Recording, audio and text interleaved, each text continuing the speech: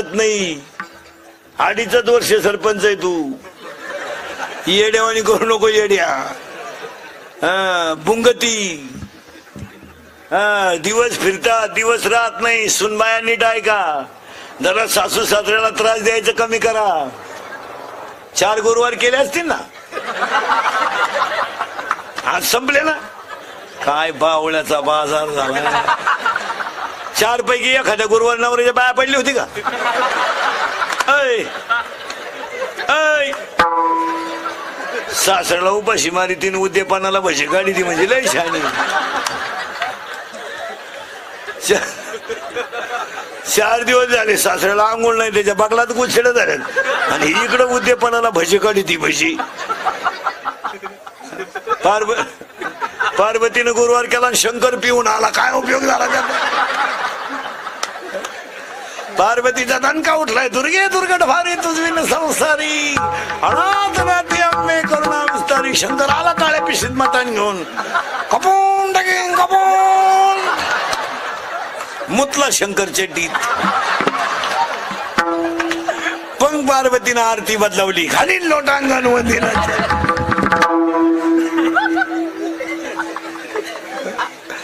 काय घेऊन बसले महाराज तुम्ही? त्याचा उपयोग आहे का काही? गडी देखणालाही पण गडी नाही.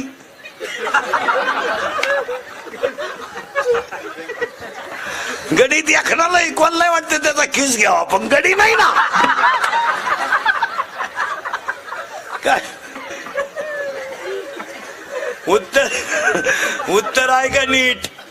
उत्तर लिहून घ्या. साबरीचं वन लावून फायदा नाही. नीट आहे का? साबरीचं वन लावून फायदा नाही. नपुसक पुरुष फायद्याचा नाही. उसाला आलेला तुरा फायद्याचा नाही. ज्ञान नसणारा माणूस फायद्याचा नाही. काय उपयोग? पुढची यादी ऐका. वाऱ्याचं धावणं कधी स्थिर नाही. वाऱ्याचं धावणं कधी स्थिर नाही. शेळीचं चरणं कधी समाधानाचं नाही. लहान पोराचं मन कधी स्थिर नाही. आणि चोरीचं धन कोणाला लाभ नाही. पुरावा 18वा अध्याय. वारियाचे धावणे का शेळीचे चरणे, बालकाचे मन का चोरीचे धन. उपयोग नाही त्याला. पुढे ऐका. मुंगी किती फिरू द्या, मेरू पर्वत कधी ओलांडू शकत नाही.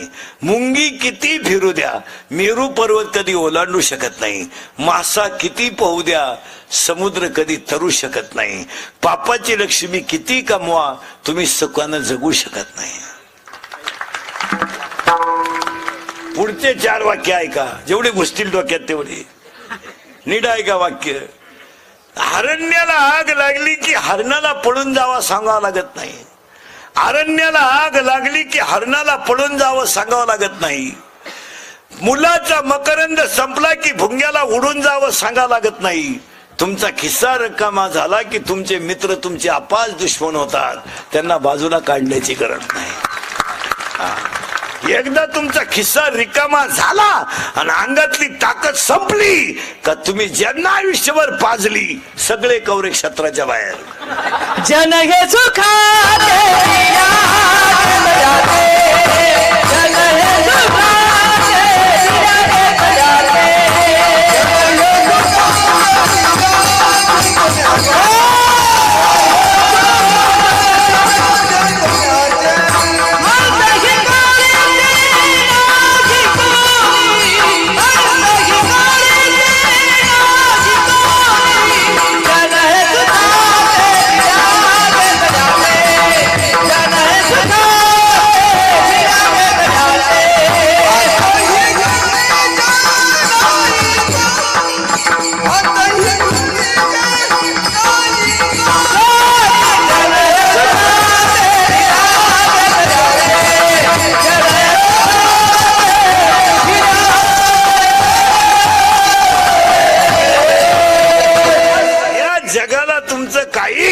याच्यावर तुमचं मत काय?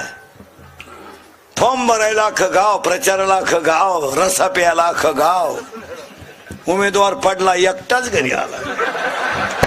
कार्यकर्ते गायब. कार्यकर्ते दुसऱ्याच्या गुलालात गेले. जिंदाबाद.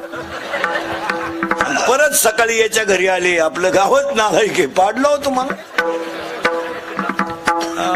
नादीला कोणा का समाजाचा जी मंडळी गाथा पाण्यात टाकायला होती जी मंडळी गाथा पाण्यात टाकायला होती तीच मंडळी वैकुंठ गमनाला रडायला होती आणि जी मंडळी खापर देऊ नका म्हणत होती तीच मंडळी समाधी सोहळ्याला मोठ्यानं रडत होती.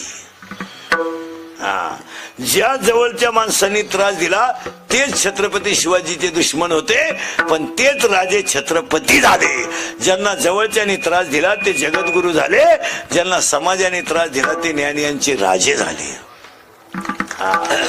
आणि आज जिची पुण्यतिथी आहे ती एक आजची स्त्री किती जरी आजची स्त्री किती शिकू द्या, पोरगी आमदार हो द्या, महापौर हो द्या, नगरसेवक हो द्या, आमदार हो द्या, खासदार हो द्या, राष्ट्रपती हो द्या, पंतप्रधान हो द्या, मुख्यमंत्री हो द्या, कोणी हो द्या, ही सगळी पुन्हा सावित्रीबाई फुलेंची आहे.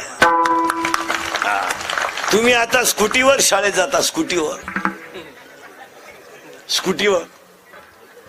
72,000ची स्कूटी, 82,000चं पेमेंट, 1ली ते 4थी, वर्ग 4, गुरुजी 2, पोरं 6, दोघांचा पगार 1,24,000.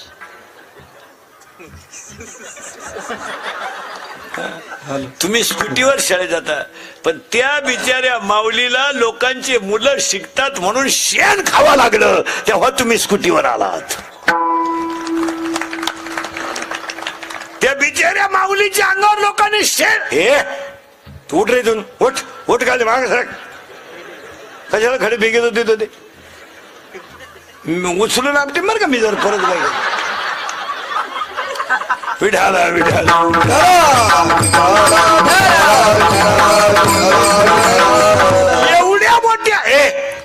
एवढ्या मोठ्या महिला शिकण्यासाठी एका स्त्रीला प्राणाचा बळी द्यावा लागला तेव्हा महिला शिक्षण झालं.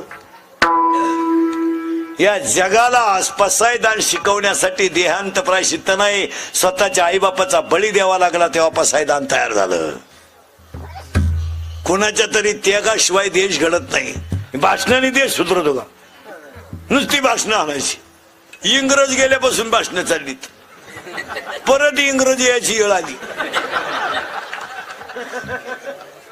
नुसती भाषणच करायचं काहीच नाही. फक्त आगरकरांनी असं केलं आणि टिळकांनी तसं केलं. तुम्ही काय केलं? आम्ही कुठं काय केलं? आम्ही कमावलं. भाषणाने देश सुधरत नाही आणि भाषणात तेवढंच असते. भाषण म्हणजे काही लई नवीन गोष्ट असते का? भविष्यात आपल्याला बरीच कामं करायची आहे. भविष्यात आता नाही काय करायचं. आता काय आता वाज वाटाळ्या शिजवा नाड्या.